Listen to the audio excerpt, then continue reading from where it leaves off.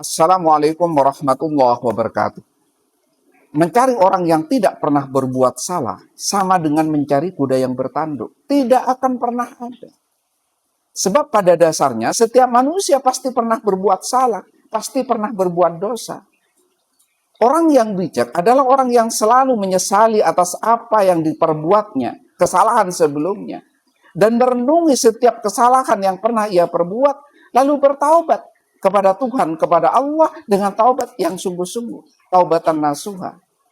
Dan orang yang cerdas adalah orang yang menjadikan setiap jengkal kesalahannya sebagai pelajaran berharga untuk menata masa depannya.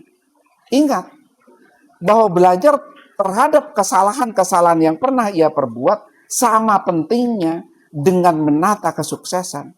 Sebab ketika Anda tidak mengulangi kesalahan, insya Allah Anda akan sukses.